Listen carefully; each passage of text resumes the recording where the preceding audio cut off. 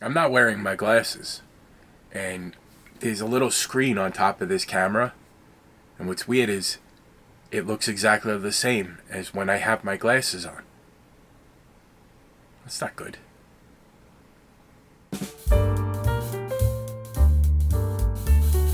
Hey, welcome back to Frank's Model Works. I'm Frank. I'm not wearing my glasses. I'm not even going to put them on because it doesn't matter. I could see as well as I can without them on. Maybe I need new ones. Whatever. This is going to be the last episode before the reveal. I'm going to show you what I go through in the steps up to final assembly. So at the end of this episode, I will be at final assembly.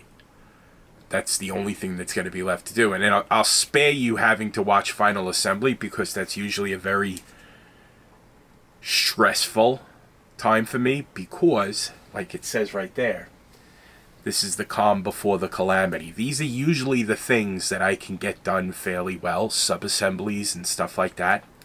And then I tend to screw up miserably during final assembly. And I'm going to spare you that because there's going to be bad words, mean sentiments.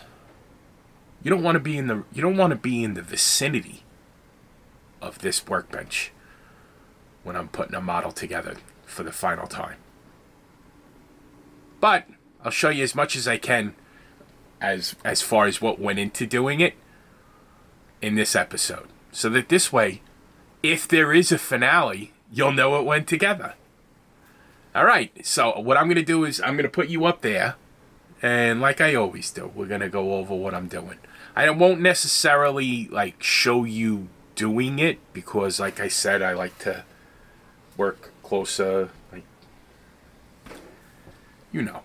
because the way the camera is, I don't want to be hunched over the desk. I like to watch videos while I'm building. So just get up there. Work on the dartboard is continuing. One of the things that I'm going to be working on and concentrating on,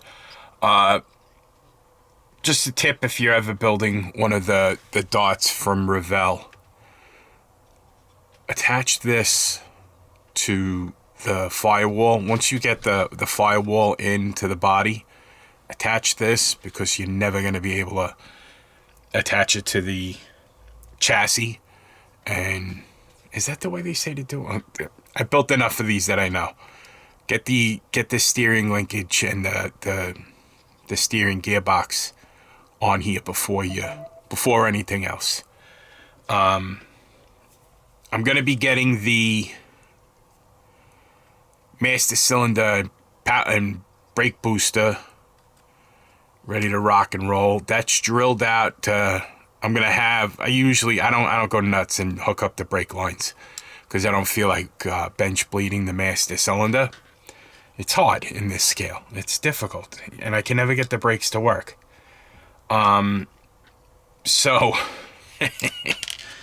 I got to get the brake lines in. I'll put a couple of loop-de-loos. That's drilled out to accept the brake lines, and it's also drilled out to accept the vacuum line in the there it is. Hello. The vacuum line. So I looked at a couple of 383s online, and as you can see, I wired up the engine. That's the actual firing order for 383. That's the regular position for the coil. I have a fuel line in there. I have a vacuum line that goes to the front of the carburetor, and then the vacuum advance on the distributor is also going there. Just following a reference photo of a prototypical car. I do have wire looms on the fronts. One thing, if you want to add a little bit of realism, on Mopar big blocks, they always run you see this wire right here, this spark plug wire that's going up along the intake manifold and around and down.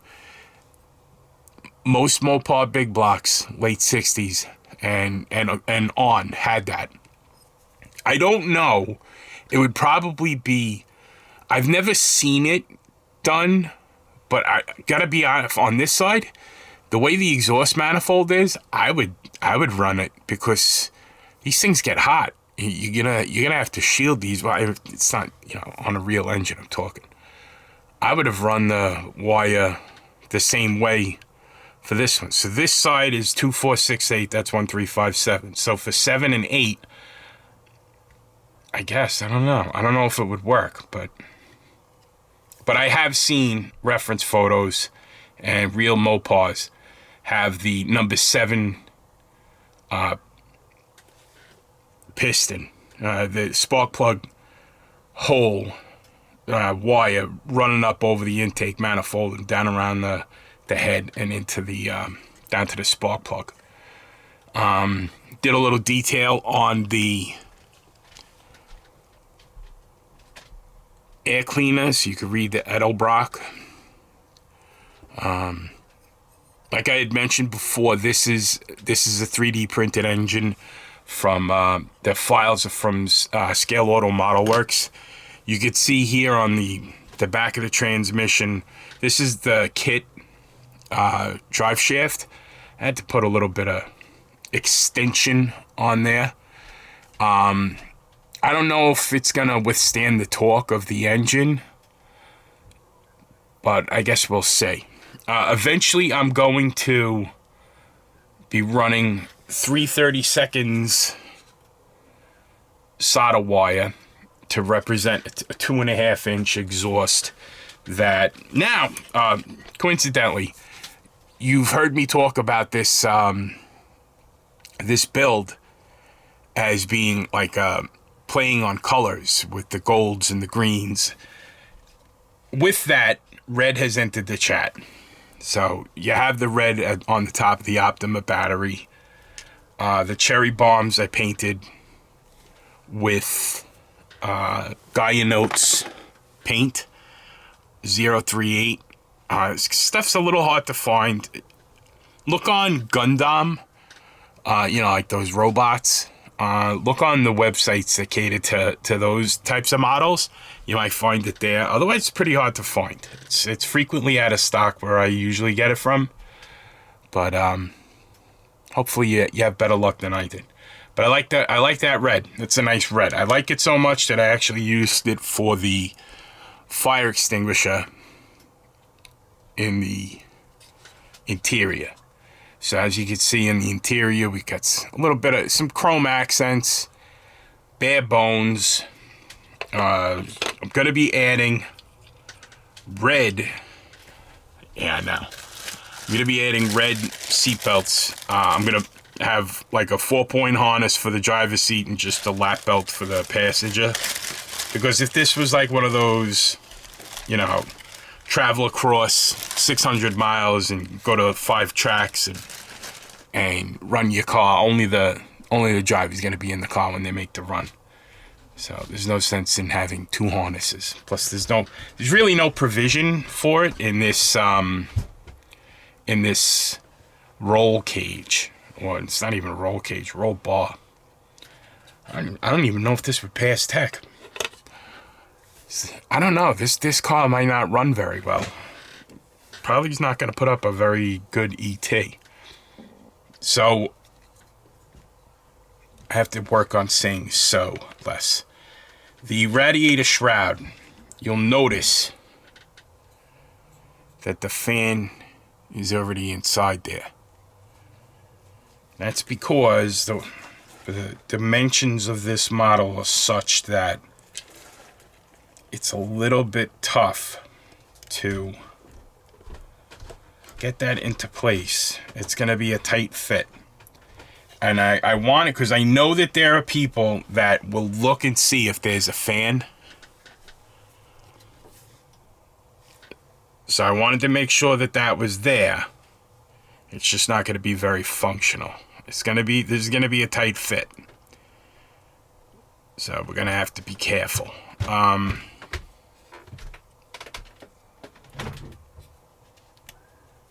Beyond that, just trying to pick out some details. I had to go looking for the rear view mirror, the side view mirror, the door handles. I painted up the windshield wipers. Here's the rear view mirror for the interior, and the washer bottle. This is gonna get a wash. I'm gonna wire up the battery and run the positive cable over to the. This is almost like a wiring. These three little things by my finger. It's supposed to represent, I guess, the wiring relay. So from there, like a wiring distribution block for the harness. So then I'm gonna try to get some wires up to the wiper motor. I gotta see if maybe I'll represent a ballast resistor over here, and then try to get some wires to run over to the alternator. And I think that should be good. I'll throw a little wash in here, see how we do. But we're getting there. We're making some progress. And that is what makes me happy. Once there's more stuff to show you. Oh, I got to put a plate on it. So I'll probably throw a Florida plate on it, because you can't put a New York plate on it and just have it in the back. First off, that's the old style New York plate. So that would be gone. And in New York, you got to have a plate on the front and the back. So probably put the Florida plate on. Why not? See what I could do. As I make more progress, I will keep you informed. I have something to impart. So I had painted these cherry bomb glass pack mufflers in Gaia Notes red. It's like a nice metallic red. If you'll notice, there is lettering on there that says cherry bomb, and I'm looking to accentuate it. You can see that I've added a wash around the lettering and inside the crevices, like inside the R's and the B's and the O in cherry bomb. Next, what I want to do is I want to highlight the letters with some matte aluminum so that they stand out. And I'm going to take a page out of J.M. Villalba. He's a very famous modeler, most widely known for building aircraft. And his method for highlighting stuff like this, like if he was going to be doing this method, it would most likely be inside like the cockpit of a plane, or maybe in the landing gear well. But he likes to shadow first, like by putting a wash, and then highlighting whatever he wants to do. So I'm going to be doing just that. Now, the tools that I'm going to be using, I did lay down some Tamiya black panel line accent color. I've also in the past used artist oils. I'm actually going to be using artist oils to put the wash on these ugly green seats. The only thing is I don't apply my wash with this.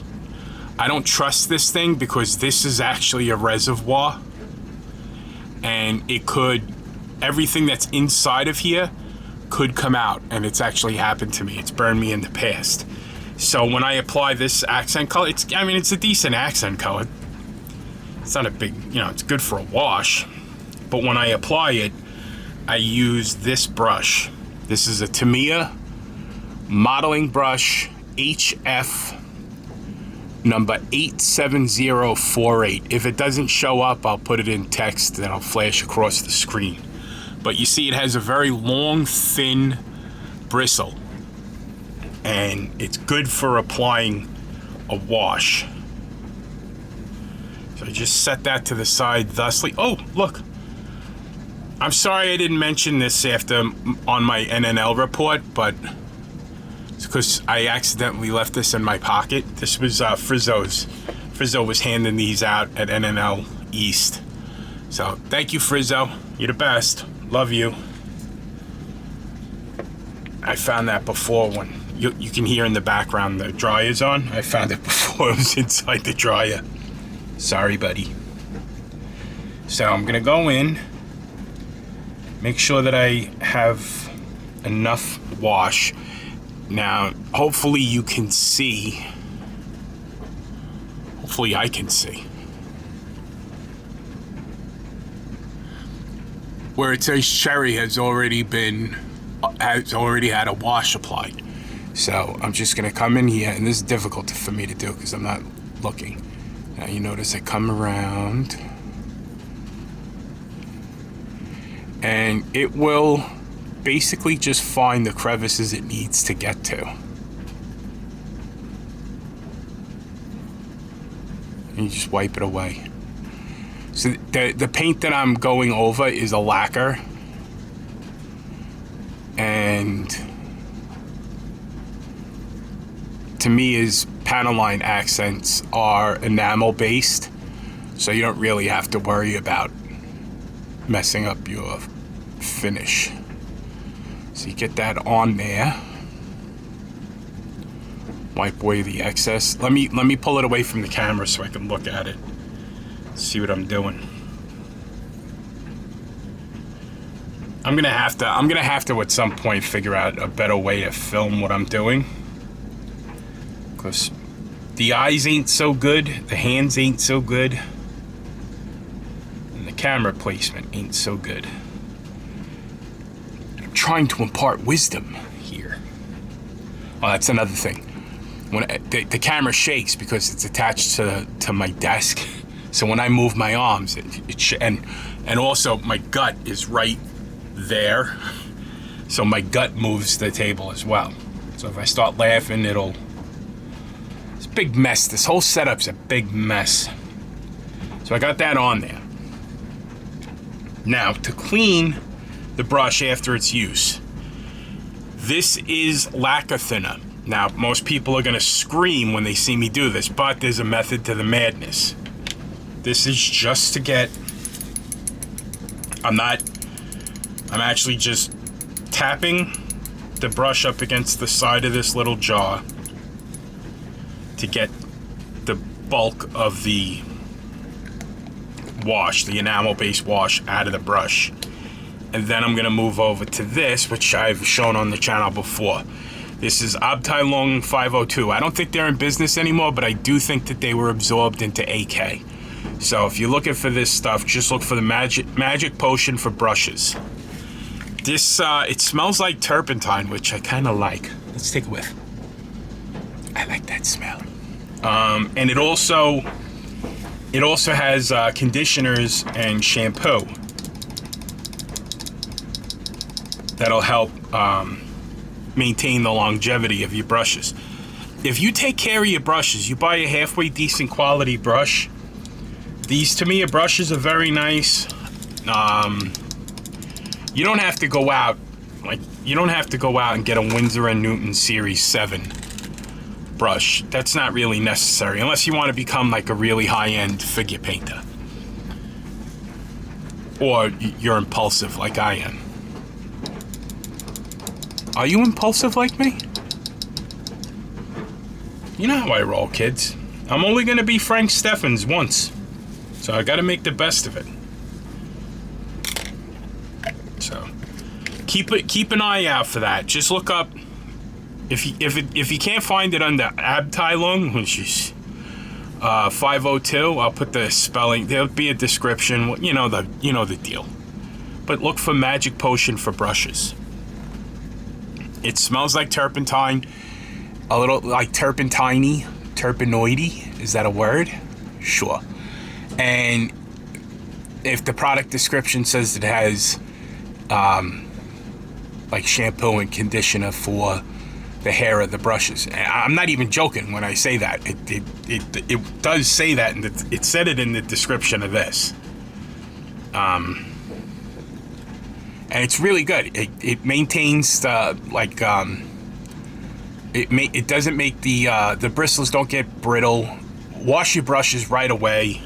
Take care of your brushes, they'll take care of you. That's the point I'm trying to make. So now, in order to apply the lettering to where it says Cherry Bomb. I have some of this stuff. Ammo by MIG. I don't know if this is still around either. This is pretty long in the tooth. Metal acrylic color. It's matte aluminum.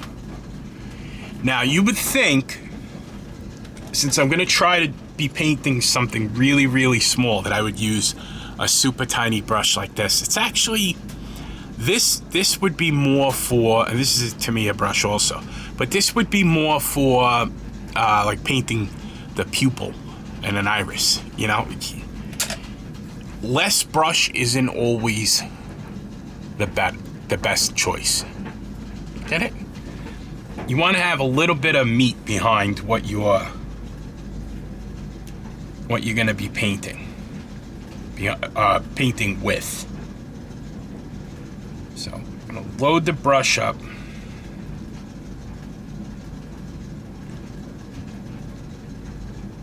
And this is an acrylic, water-based. Wipe a little off. Not necessarily a dry brushing technique, but it's similar. So let me mess this up on camera so I can look like a fool.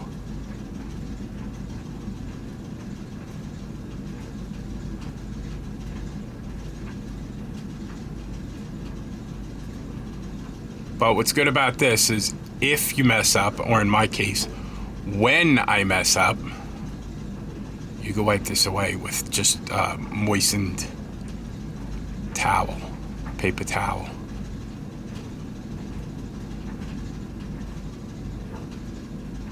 So now a lot of times what people do is they'll apply a wash after they've painted the highlight, and that the wash will mar the highlight.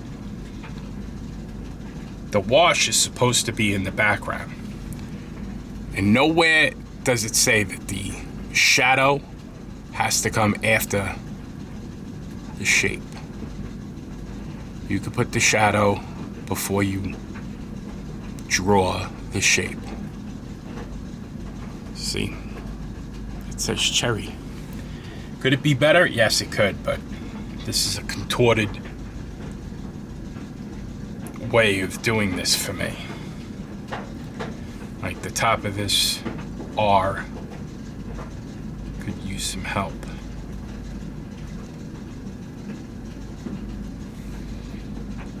So when I put this model together, I'm gonna try to make it so that you could see the cherry bomb. Rather than have it like this, I want to have it so that if you view it from the side, you could see that it says cherry bomb. That's what I'm going for. Oops. Did he mess up? Of course he messed up. It's Frank. That's what Frank does. It's a little micro applicator.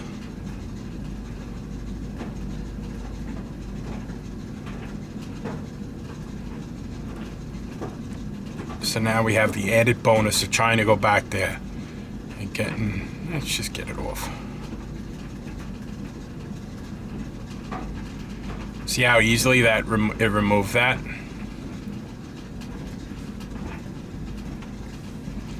So the shadow is still in that B. It's just I went in there too hot.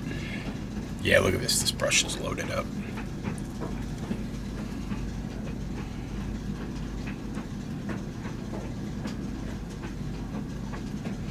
This is not really a dry brush technique, but it's similar to it. And this B is giving me some fits. Might have to do this B off camera. But it's cool. The O in the bomb looks like a bomb.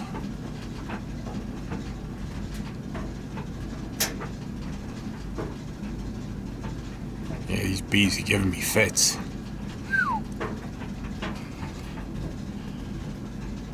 So, how's that look?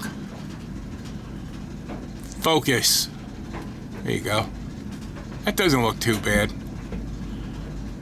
Probably looks awful on camera, but you know, when you're blind, when you're 52 years old and you're blind, things look great, and other people are like, what is this guy talking about?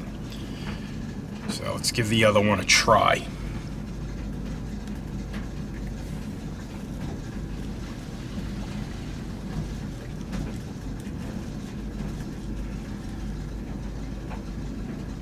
Joe, the guy that I met at NNL East. There they are. My tattooed grandmother's tattoo ink cups. Guy walks up to me, introduces himself, and he was cracking up about the how I said these cups were from my grandmother. She was a world-renowned tattoo artist, covered in tattoos. I was making the whole thing up. I had some of yous, admit it. I had a few of yous going.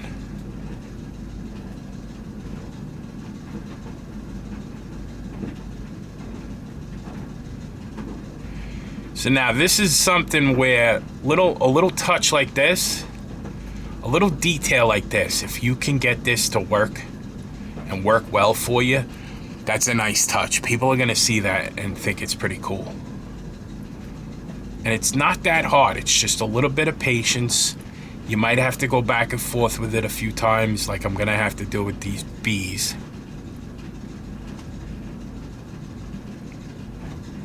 But you'll get it. It's not a big deal. So how's that look? Pretty good? Pretty good. So that's that. I'm probably not gonna put any clear over this because of the nature of this acrylic. I could probably put like TS13 over it, but it's not really super necessary. You know what I mean? Cleanup for this is going to be for this paint is with water, and then I'll put it into the magic potion for brushes. Even if you're painting it with acrylics, you should still get a hold of. Like they have brush soap. They sell that on Amazon, but it comes in like a bar form. Try to look for this, or whatever it became. I'll look for it and see if I can find if there's a replacement product, or if AK picked up that particular thing. It's definitely worth having.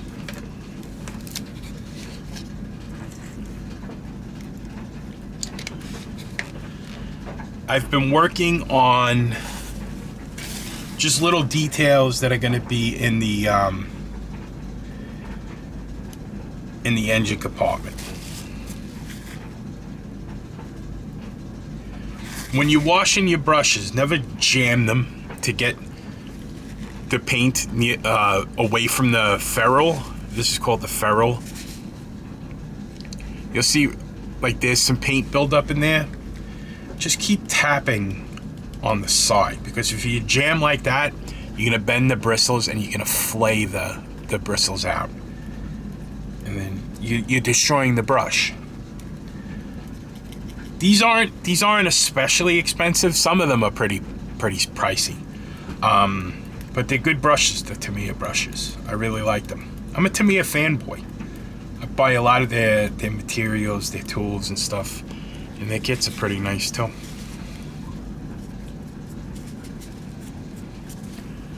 Then we'll go in.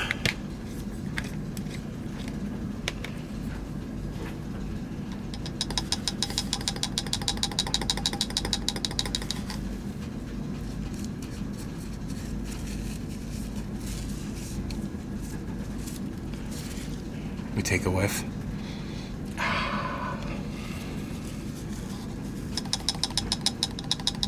It reminds me, that smell reminds me of when we were moving into the apartment, the last apartment we lived in Ridgewood. We had to strip down the closet doors and paint, re-stain them, and my father was using turpentine to get the stain out of the brushes. So it's a scent memory, nostalgia. I have several actually of the photo etch detail sets from Model Car Garage. If you see right there, see those amber? Those are the side marker lights, because I had multiple of these. So I made five ambers, 5 reds. So I have, is that amber or is that red? Wow, you are blind. Holy mackerel, Francis Gerard. No, that is red. Yeah, it's red. I'd probably hit that with another coat. The markers. On this also, you will have the Pentastar. Where's the radiator cap? Oh, it's missing. Let's look at this one. So the radiator cap is right there. That's gonna go on here. And the lock cylinders for the doors and the trunk are over here. It comes with like the battery clamps to go on the battery, wing nuts, I guess, for the. I wasn't even remotely close. Jeez, Frank, you gotta look at the camera. Sorry about that. So those are the marker lights for the sides. Pentastars are over here. Radiator cap over there. Battery cable clamp over there. That's for the fan, and it has individual blades. I had chromed this with Revell chrome spray. I'm not going to use a lot of it on this build, but there are other, I'll use some of this stuff on other stuff. You know what I mean? So you could probably not email me and ask me for it. The time has come to do one of the things that I actually enjoy doing when I'm building models, and that's apply an oil-based washed. I've gone over this in the past, and I'm sorry about my voice. I don't know what happened today, but some tree exploded in Suffolk County. Like some type of tree just dropped all of its pollen today. The people I was working with, you would think we got pepper sprayed. All of us hit the ground. That's how bad it was. It's crazy. I'm still, nothing I take is working. So you might hear in my voice like I'm really stuffed up. It's bad, and I apologize. But for doing an oil wash, I get these at like Michael's. They're an artist, beg your pardon. They are definitely not artist grade oils. Artist grade oils are higher grade, the pigment's finer. These are student grade oils, which are sufficient for what we use them for. I've had this tube for a very long time, and I don't really remember even buying it. It's at the very least 10 years old, and I use this a lot, and I probably still have another 5 or 6 years left, because as you're about to see, or as you did see previously when I showed how I do this, I don't use a lot. Take off about the size of a pea, and that's gonna be enough to do all of the wash that I need to apply it to. And I don't really have to do very much. I'm only going to be doing it on the radiator shroud, on the ugly green seats. I keep calling these ugly. Honestly, I really think they're gonna look good once I put the wash on, and then hit them with some semi-matte. I think they're gonna look pretty cool. Ooh, heavens! Careful, Francis. You almost lost. Oh, I just got pee all over my cutting mat. My pea-sized dab of oil paint. That's the good thing about oil paint. It generally will just wipe right off. Unless you get it on something where Murphy's Law goes into effect. Speaking of effect, I like to use Matte Effect Thinner by Abteilung. Like I keep saying, I don't know if these guys are still around. I think their product line might have been absorbed into AK. So I will look before I upload this video to see if there's a equal product out there. But any mineral spirits that you come across will work fine. You could even use like a big box hardware store. They might have like this odorless thinner. Now keep something in mind. Odorless does not mean vaporless. So use this in a well ventilated area, and just keep in mind that there's still going to be vapors from this. I mean, it's not as bad as 2K, but you really got to be careful. You won't smell it as much, but it's still giving off vapors, as opposed to this. This, believe it or not, would work. I just keep this stuff around so that I could take the cap off every now and then and smell my childhood. I would smell it now, but all you're gonna hear is my stuffed up nose. So I am going to take a little bit of the matte effect thinner. It's a new bottle. Check me out. Look, using a new bottle for you folks. Only the best for you guys and gals.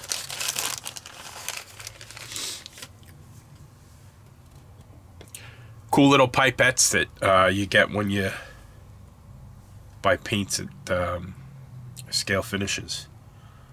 Very useful. Thank you, Jameson.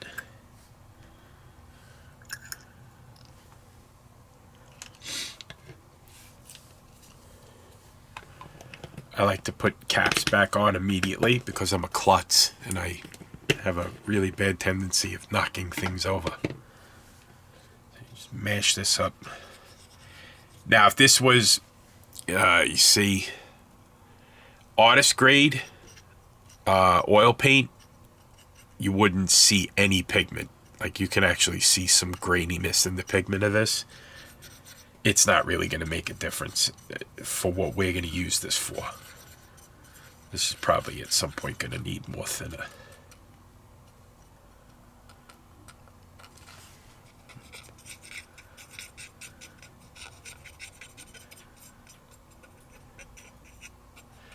Now, if I was going to be doing a sludge wash, which I'm not, I would leave like clumps like this because it goes well with the flow. When I build that plane that I showed you a couple episodes back, and I gotta be honest with you folks, the plane videos that I did, the one about the Corsair and the one announcing that I was gonna build the Wildcat, did not get good numbers, unfortunately.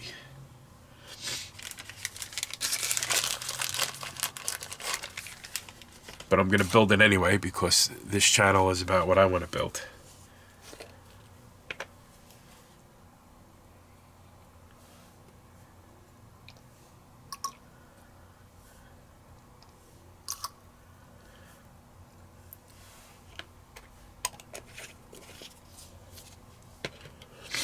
There is no set ratio of paint to thinner.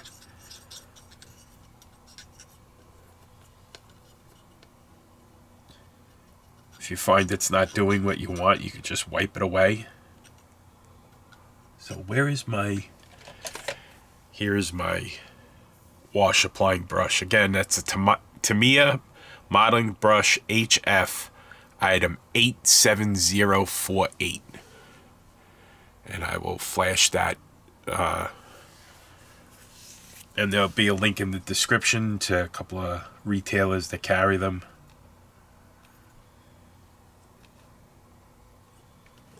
So if you see what I'm doing here, trying to get a mix so that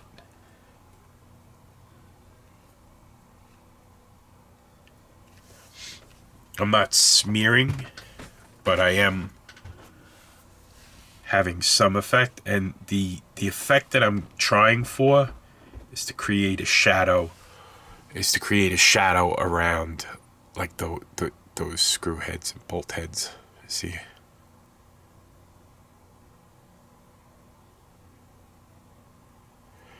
and it should just swish around on its own. Like, I'm going to touch to that little bolt right there, and you should see the wash flip around it.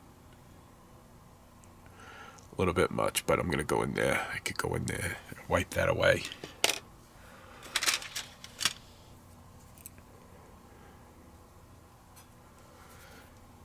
Just wipes right away.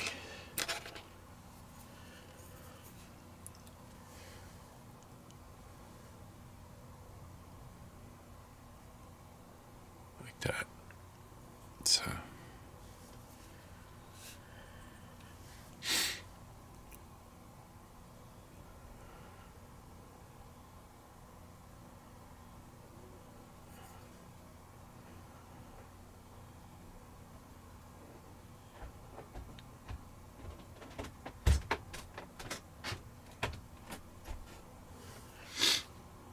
Somebody had, in one of my previous videos, I told you the story about my wife gluing the rearview mirror of the Revell 67 GTX to her forehead when we first started dating because she wanted to try building a model. Somebody had suggested, because I had asked if she would want to build one with me, and she was not enthusiastic, to say the least. Understandably. Somebody had suggested that maybe we could make a video where she glues the rearview mirror to my forehead. That didn't go over well either. That turned out to be, I guess, a core memory for my wife.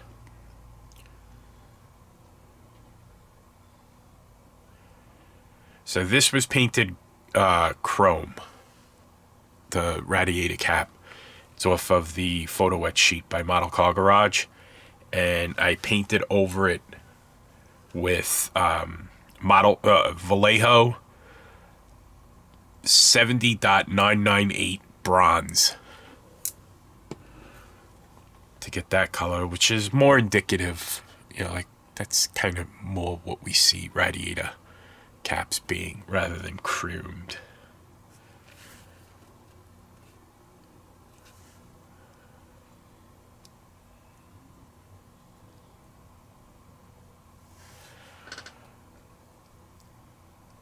Just adding a little bit of a shadow so that it has some dimensionality.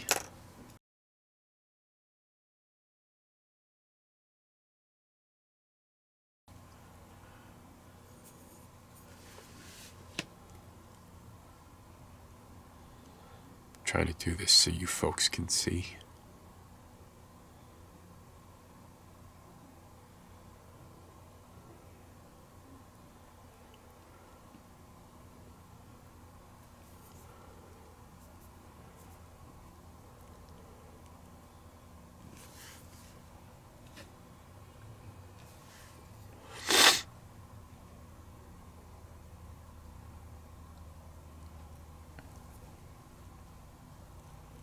So a nice wash.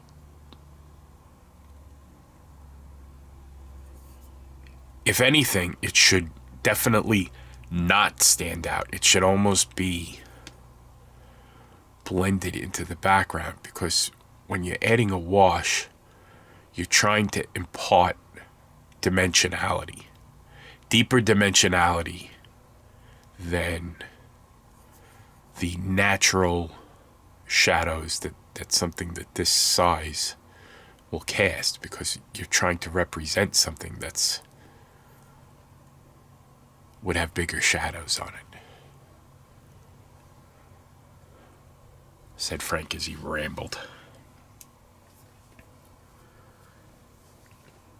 I want to get a little bit in the engine compartment, just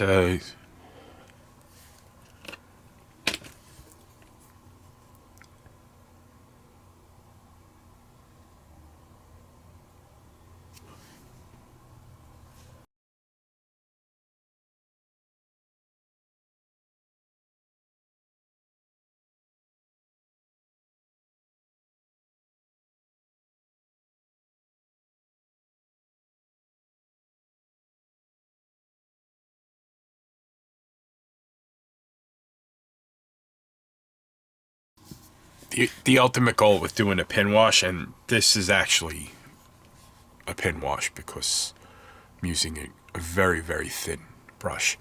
The ultimate goal of applying a pin wash is to add dimensionality without so much color and pigment,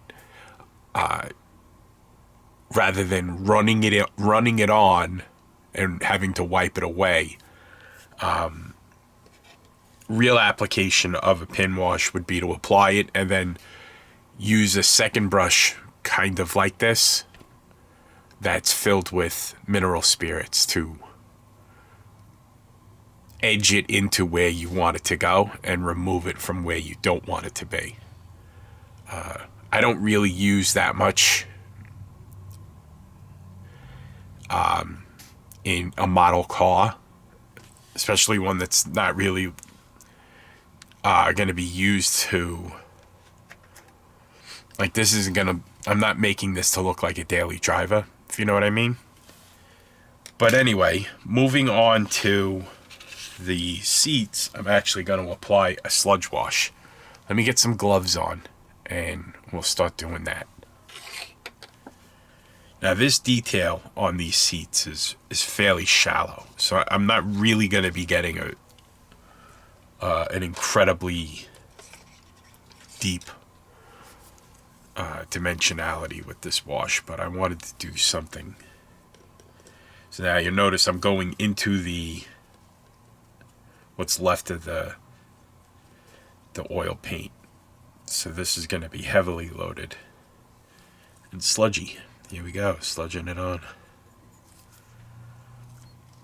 The first time I did this, it scared the hell out of me, because I had seen a video on YouTube, might have been Plasmo or maybe Skeleton.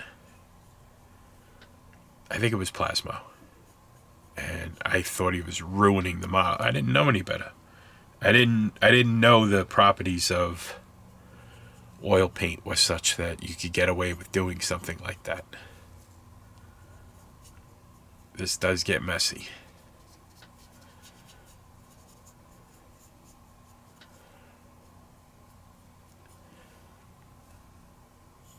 So normally I would let this sit for a little while, but what I'm going to do is I'm going to hit it with the hair dryer just to get it dry. I'm going to do the other seat and then we're going to wipe it away. Hold on a second.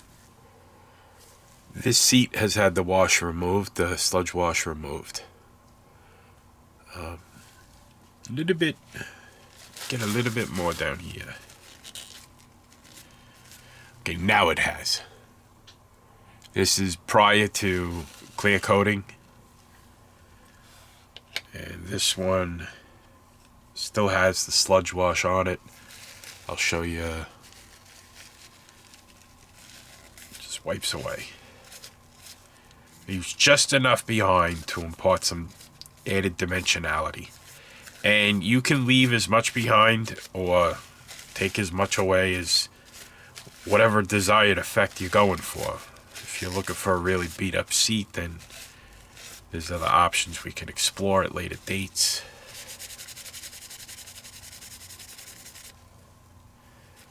When we get a little more in depth into weathering, like really do a beat up car. If you want to do that, we'll do that eventually.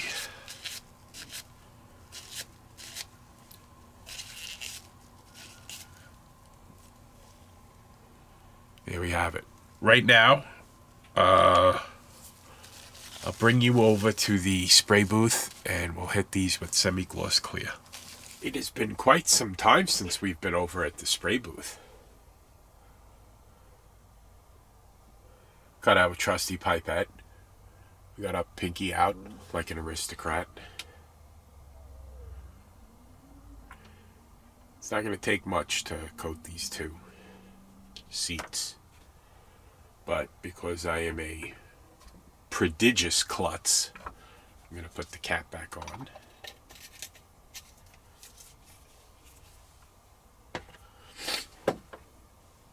And we're going to spray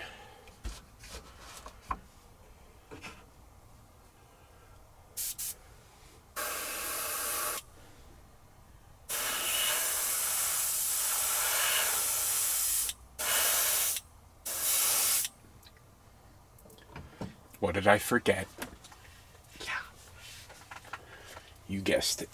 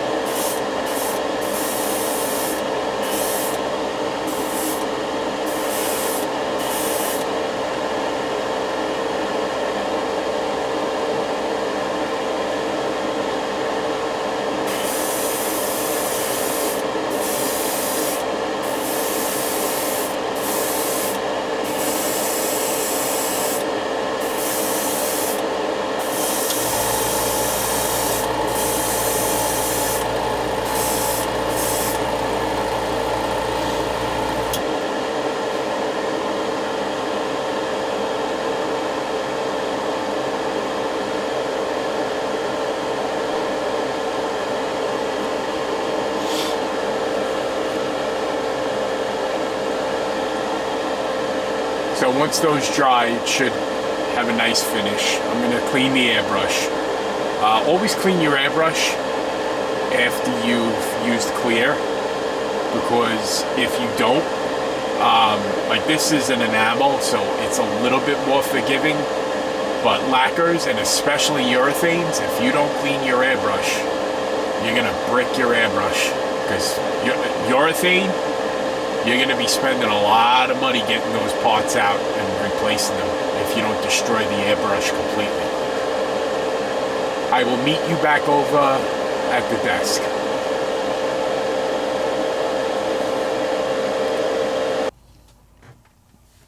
We have the wash applied and covered in semi-matte by Allclad. I should also note, I did everything that I put an enamel or oil paint wash on with the mineral spirits was first sprayed with Aqua Gloss Clear. You could also use Future if you have it. Whatever it became, I think they called it Pledge. I don't know. If that's what you use, that'll work also. Mineral spirits are fairly forgiving. You could probably, if you painted with lacquer, you could probably apply mineral spirits, a mineral spirit pin wash right over lacquer. It's not really gonna affect it too horribly. But I almost always place a barrier coat of Aqua Gloss Clear over anything I'm gonna apply a mineral spirit based, enamel based, or oil paint based wash. As for the way these seats came out, I like the sheen on them. I like the depth that the wash gives. The wash actually gave more dimensionality than I thought that these seats could handle, so I'm happy about that. And the next thing that I'm going to do is I'm going to make harnesses for the seats. If you ever find yourself inside of the dartboard, whatever you do, don't trust these seat restraints. They're not going to work very well. I just cobbled together some parts that I had, just so it looks like they got like a hint of a 4-point harness. It's not going to work. It wouldn't pass tech at any reputable track in this country. But then again, I wouldn't race at a reputable track in this country. I only race at disreputable tracks. In order to use this hardware that I'm using, and I forget what it is. It's been in my little bag of tricks over here. This is my bag of tricks for seatbelts. I don't even know who made this anymore, to be honest with you. I just dropped something. It won't fit in here. It won't fit into this little slot as is. So what I have to do is give it a little trim. Now these scissors are very useful. I bought them from Ushi van der Roosten. I don't know who. It says on the thing itself, it says Border. So if, maybe go on Amazon, look up Border scissors. They're like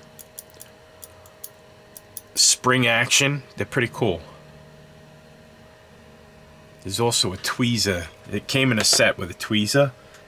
The tweezer escapes me at the moment.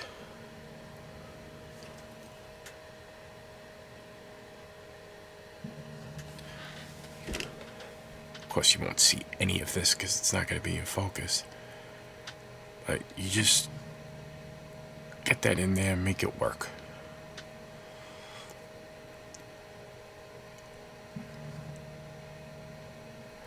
I said get in there and make it work. Okay. Now that it's in there, I'm going to trim that off because it's fraying.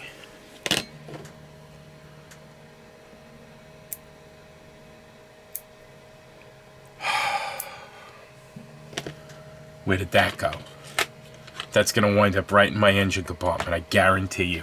Yeah, no, it's right there in the footwell. The interior. Okay. Then all we need to do is fold it over a little bit. Come on.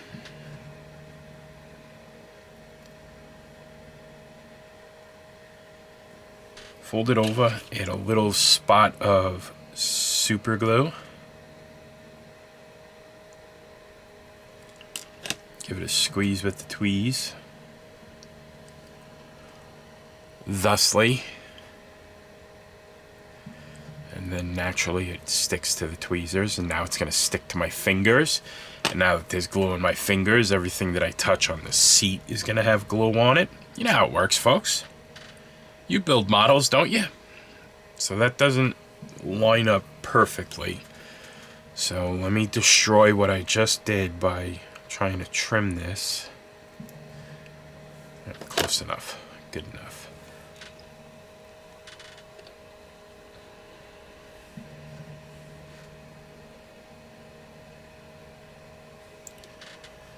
Then to put it on the seat, I'll just put a little dab of CA glue.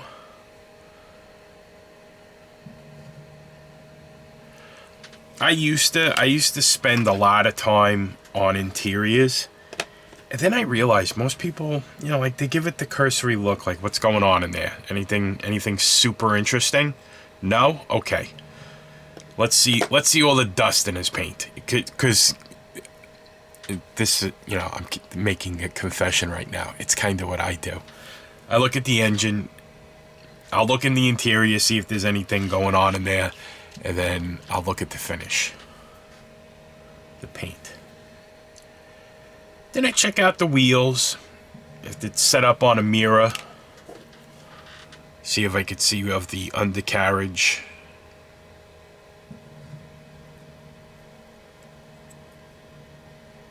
So this is why it's not going to be safe to use as an actual restraining device. It's just super glued in. And most of us are probably over 200 pounds. There's no way that this is going to, super glue is not going to hold you into a model car as it goes down. I am joking, but I'm being sarcastic, because there are people who will make a point of emailing me to tell me that harness would never pass tech. It doesn't work. That's not how that works. I know.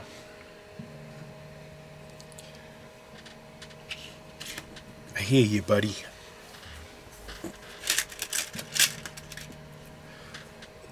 I gotta find more of these. I'm running low. It's my last, probably 50 in there. It's my last 50, and I go through them pretty quickly.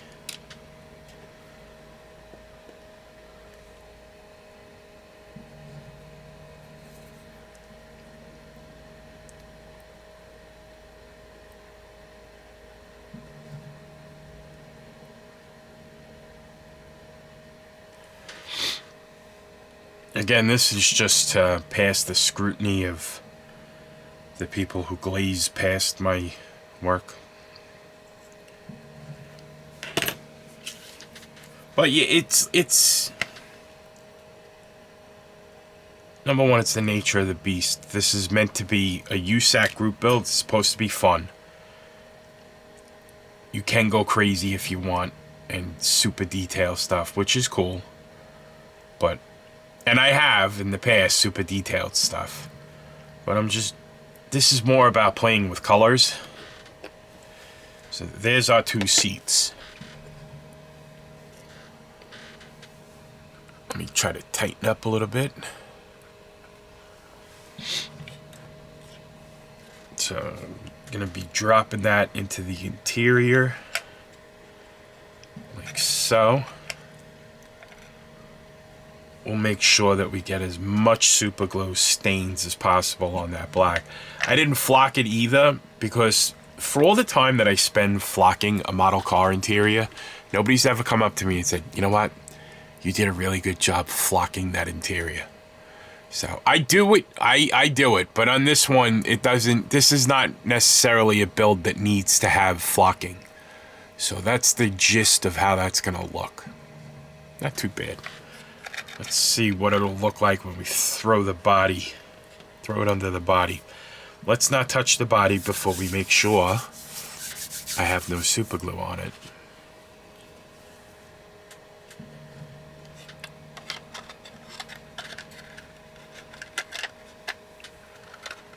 Yeah, that's pretty cool. I like. Get the idea.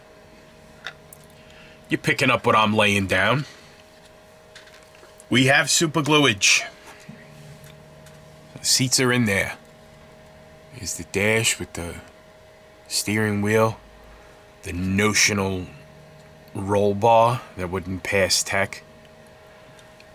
The seats, the color green for the seats, I was going for more of like what would appear to be a stock, like the ugly green from the late 60s. You know what I mean?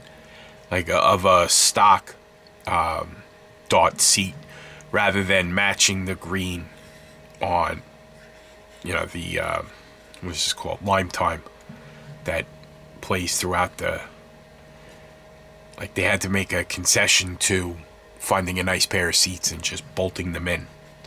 And then I like the way I'm bouncing red off of these greens. Probably subliminally, psychologically, I'm thinking about Christmas.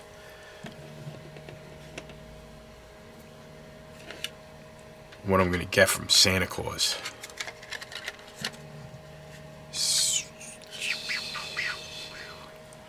So that looks pretty cool. I'm not hating it, that's for sure. Oh, the one seat got loose, so I'll fix that, but you get the gist. And work will continue. Now that the interior is complete, I'm redirecting my attention towards the engine compartment. I've wired up as much as is going to be wired up. I have some detail wires heading over in the general direction of the alternator. Those will go back to the firewall, to those little binding posts, and the distribution block for the electrical system. I still have to put notional brake wires. I'll just have the brake wires coming off the master cylinder and then basically disappearing by the firewall, because I'm not gonna be wiring the brakes, plumbing the brakes. What I'm holding in my hand is the radiator shroud, and you'll notice that the fan is inside there. I did that for a reason. I didn't want to not have a fan. The dimensions in here are a little tight with this 3D printed engine. This is not the kit engine, but I didn't want to not have a fan, so I glued the fan to the radiator itself, and then the fit is going to Butterfingers. The fit is going to be a little bit tight, and it caused me to have to hog out a little bit of the radiator shroud. And right now what I'm doing is I'm touching that up, because you could see where there's paint missing. A little bit of Splash Paints Metallizer SGB semi-gloss black.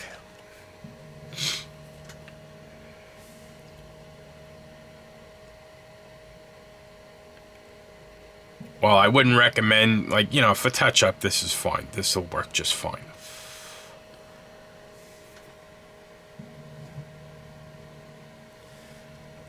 But for actually painting the parts, this is probably not a good idea. But these parts were initially painted with this paint. So for touch-up and for something that's not really going to be seen, it would definitely be seen if I didn't touch it up, but it's not going to draw your eye to it because of the touch-up. Give that a little time to dry. Hopefully that gives me the clearance I need without popping the engine off the engine mounts, because everything underneath is basically hooked up. Drive shaft, the little extension I did, see, you could barely see it. 3D printed wheels and tires. We're moving along. We're getting close. I would say once I finish doing the detailing inside the engine compartment, the master cylinder, I'll probably just have the brake lines disappear in this area over here. And then I got to get the battery in there. The positive red wire will come over to the distribution block over here. The negative wire will go to the engine block. And then these wires off the alternator will go over to the distribution block over there. The heater hoses will be run into that hole right there. It's not going to work though, because there's no heater box. You people think I'm kidding. I will get an email probably 2 or 3 days after this video comes out from a guy who's going to do a tech inspection of this entire model and tell me what I did wrong. Which I find hilarious, but can be a little nerve-wracking from time to time. But not a big deal. Got to take it all in stride. Oh, as is always the case, final assembly. So you'll notice that I have these metal blocks. These are tools that machinists use. They're called 1, 2, 3 blocks. They're really useful for squaring things up. And what did I have to square up? I knocked one of the wheels off yesterday during mock-up. You'll also notice that gaping hole where most of the transmission used to be. When I was doing my first mock-ups and test fitting, I thought I had enough clearance between the interior and the chassis, and that turned out to not be the case. So I had to make clearance for it.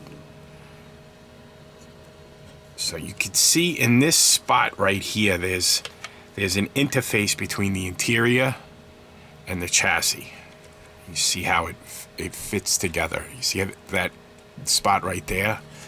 That also carries over in this area, and it also carries over in the front, so that all of these pieces then mate to the body, and then the inner fender walls in the engine compartment will then ride on top of the frame rails.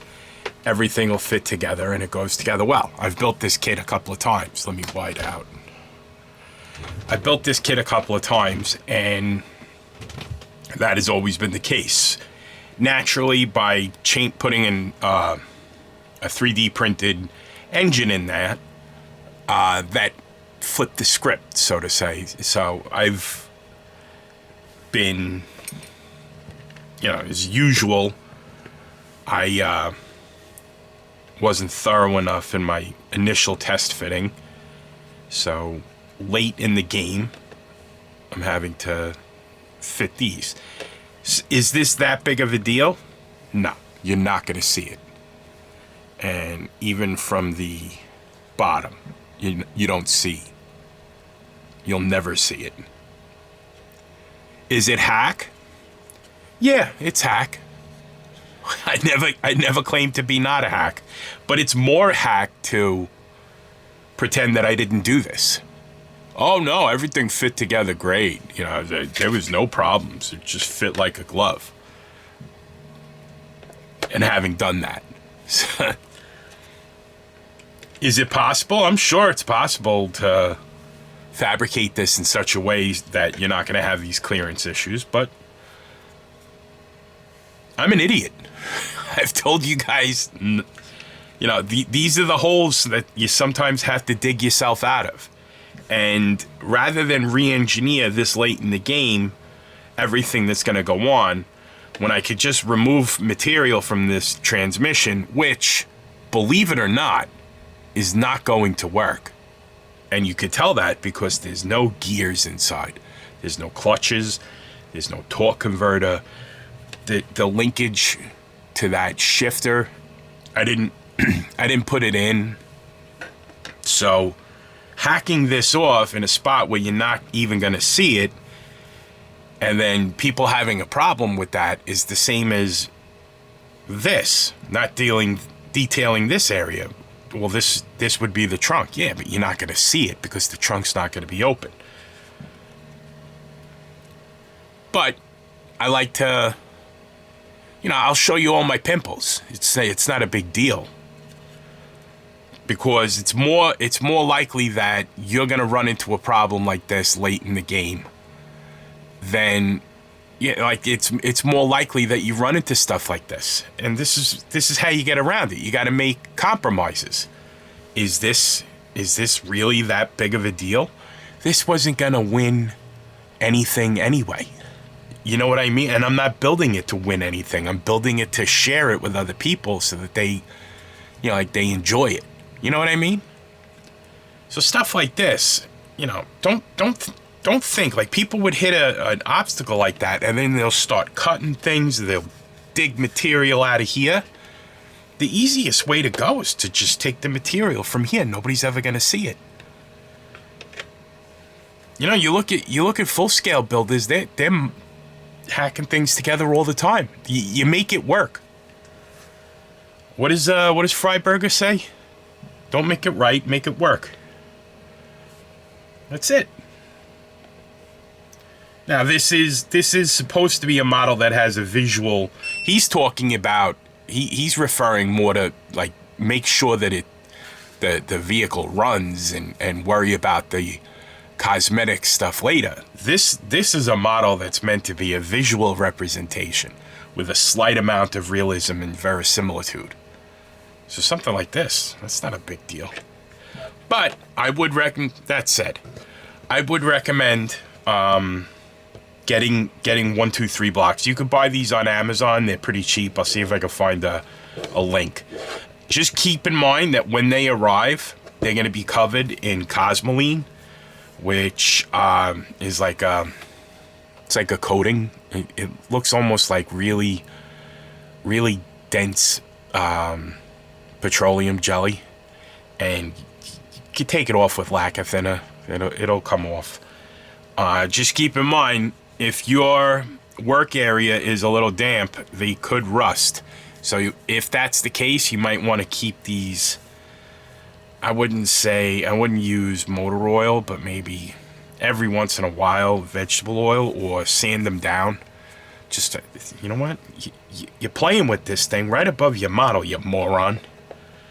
That would be me. I would drop this right onto that at this point. These are the things that happened to me during final assembly. All right.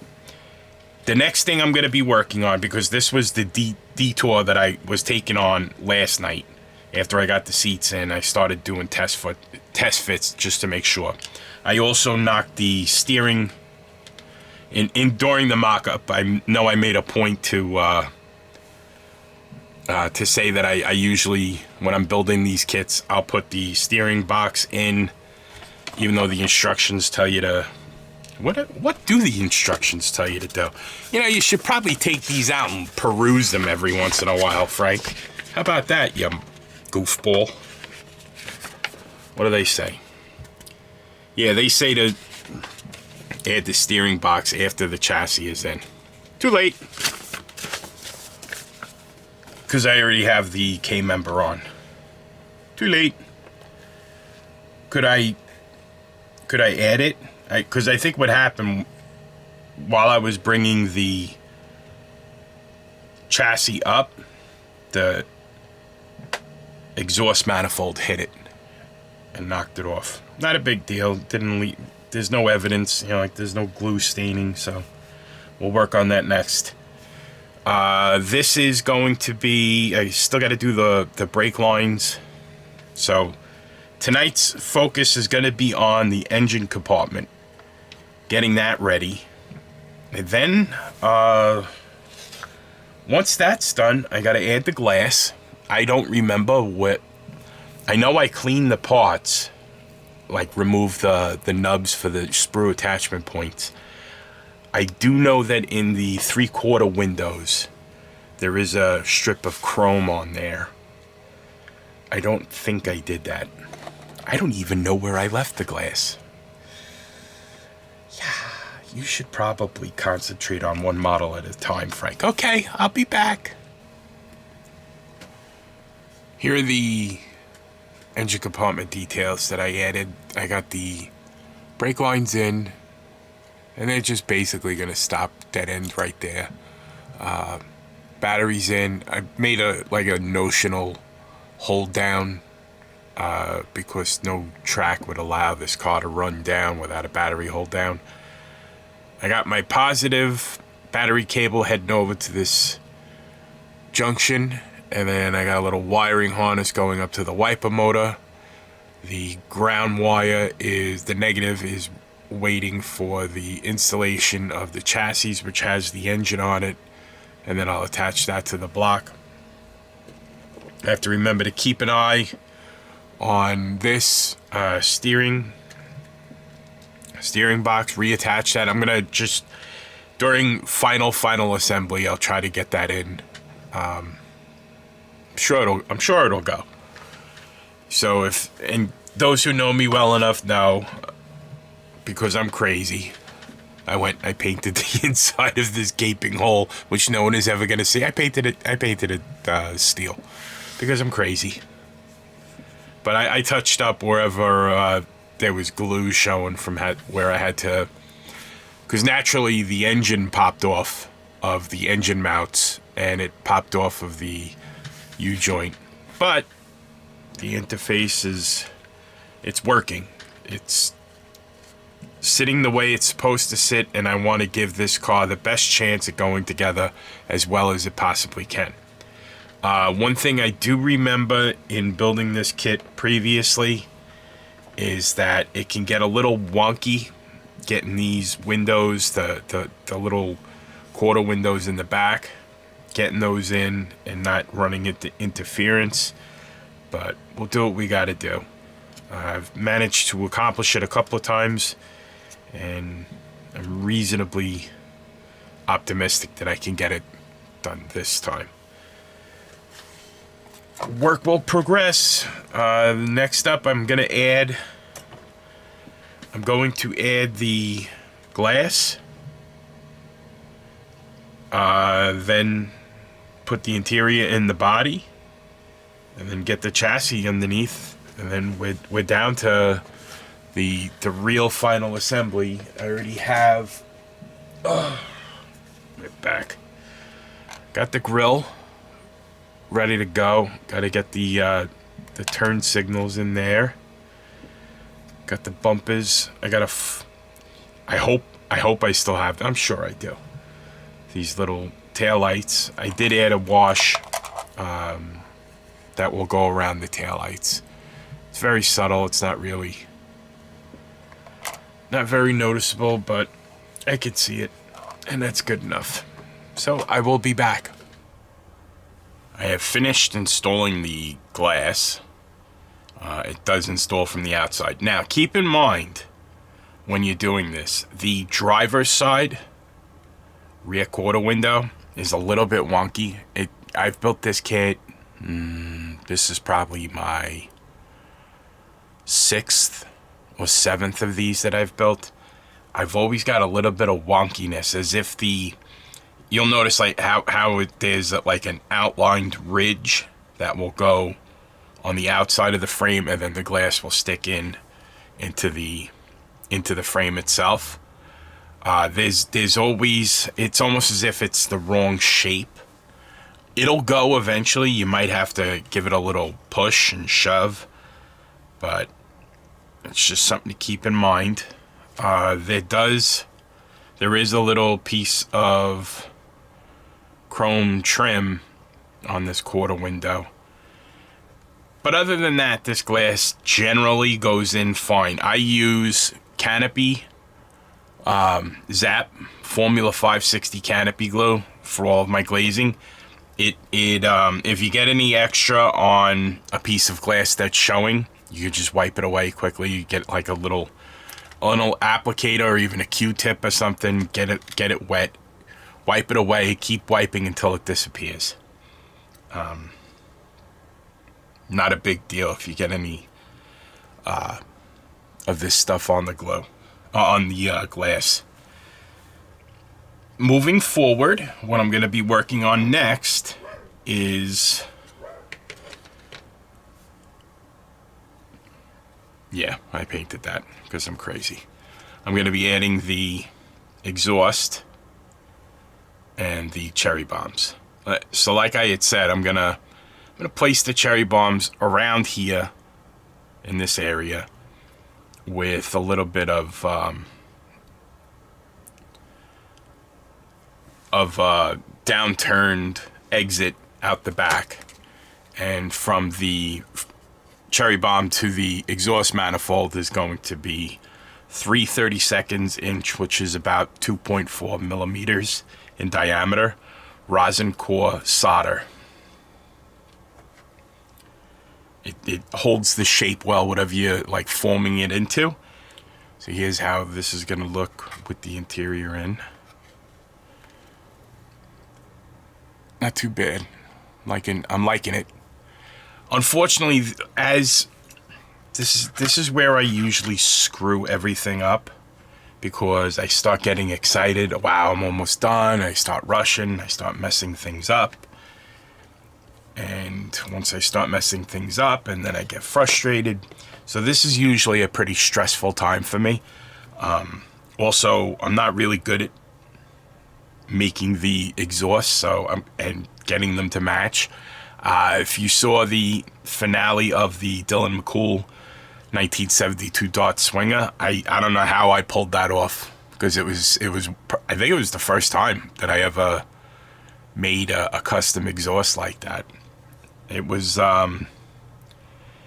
very nerve-wracking, to say the least, but I managed to pull it off. If you haven't checked out that series, check it out. So I'm gonna get to work, and I'll bring you in when I have something to show you, if I discover something along the way. So here's the beginnings of the exhaust manifolds, and the pipe that's going to go up to the exhaust manifold. I drilled into the rosin core solder, and I then placed a little piece of tubing. I believe this is 0.5 millimeter inner diameter tubing from Albion Alloys. If you search for Albion Alloys, I don't know which hobby retailers carry them anymore. I believe Sprue Brothers does, and Burbank House of Hobbies might have them. Get yourself a collection. They're very, very useful. So what I'll be doing is the exhaust manifolds themselves, if you can see in, let's use the pipe, it's right there. There's a little, see it right there? That's where I'm going to be attaching this to. So that's what I'll be working on. The driver's side exhaust done. It's just bent up solder wire drilled in, added the glass pack cherry bomb, and to the exhaust tip, which is a 3D printed item also from Scale Auto Model Works. I'm going to be painting that with Stuart Semple Mirror, which I've used extensively on the channel. It's an excellent brush on chrome finish that is fairly durable and really, really, really looks the part when it's done.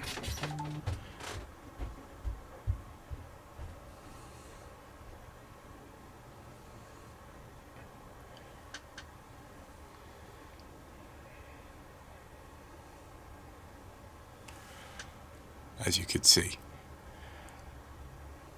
I haven't attached it yet, and I'm not going to attach it to the car yet until I've completed finishing the other side.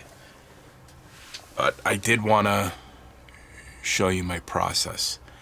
And like I said previously, I want to have the lettering facing outwards rather than facing down, because I want it to be visible when viewing the car from the side. So I'm going to whip up another one, and then hopefully by then this will be dried, or I'll probably just wait. And once that's done,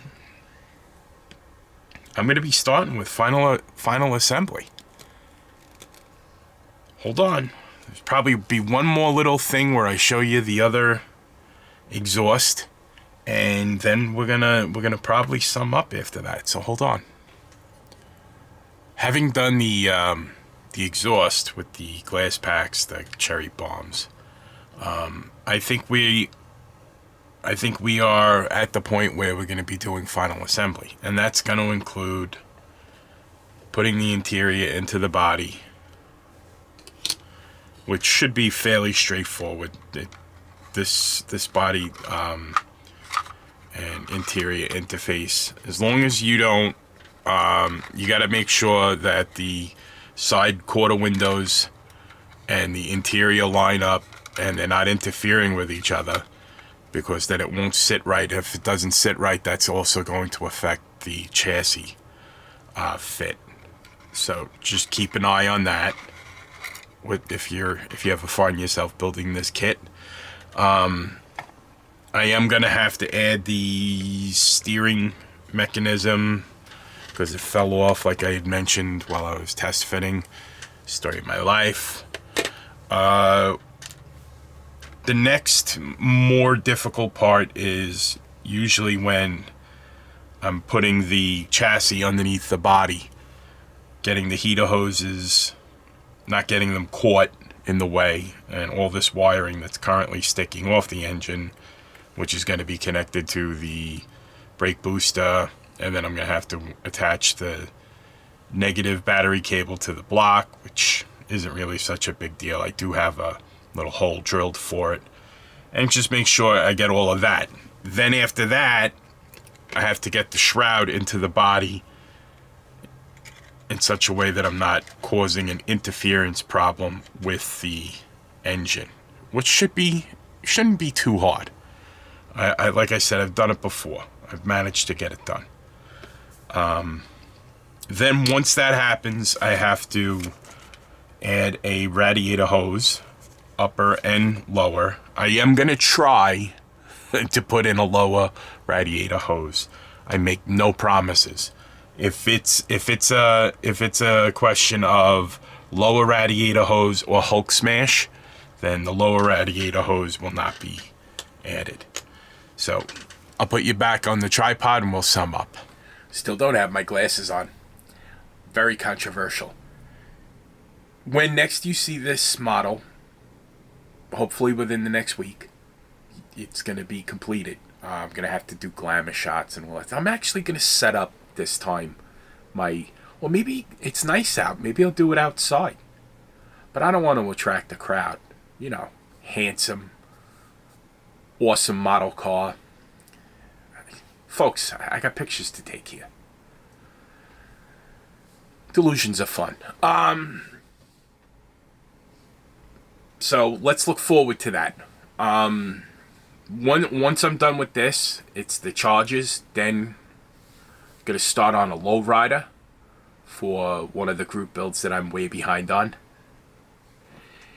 And I'm gonna start signing off. You know how I usually sign off, saying I got Frizzo's back. I'm gonna be adding a name to that, and the name I'm gonna be adding is Nick. My friend Nick Arvanites.